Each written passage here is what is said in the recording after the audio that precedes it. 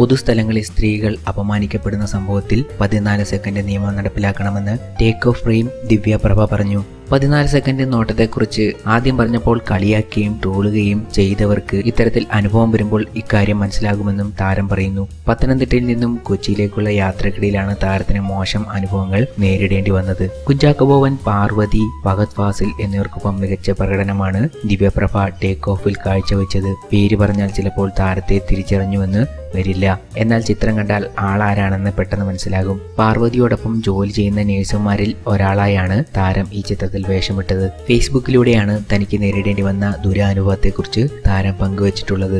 ഗവി യാത്രയും കഴിഞ്ഞ് വരികയായിരുന്ന ഫ്രീക്കന്മാരാണ് നോട്ടത്തിലൂടെ തന്നെയും അമ്മയും അപമാനിച്ചത്. നോക്കി പേടിപ്പിച്ചവരോട് ഇതേക്കുറിച്ച് ചോദിച്ചപ്പോൾ വളരെ മോശം പ്രതികരണമായിരുന്നു താരത്തിന് നേരിടേണ്ടി വന്നത്. പോലീസിനോട് കാര്യം പറഞ്ഞ് ആളെ കാണിച്ചു കൊടുക്കുമ്പോഴേക്കും അവർ കടന്നു കളയാൻ ശ്രമിച്ചിരുന്നു. എന്നാൽ ഓട്ടോ ഡ്രൈവർമാർ പിന്തുടർന്ന് ആളെ പിടികൂടി പോലീസിൽ ഏൽപ്പിക്കുകയായിരുന്നുവെന്നും ഫേസ്ബുക്കിലൂടെയാണ് താരം കാര്യങ്ങൾ പങ്കുവച്ചിട്ടുള്ളത്. താരത്തിന്റെ ഫേസ്ബുക്ക് പോസ്റ്റ് ഇങ്ങനെയായിരുന്നു: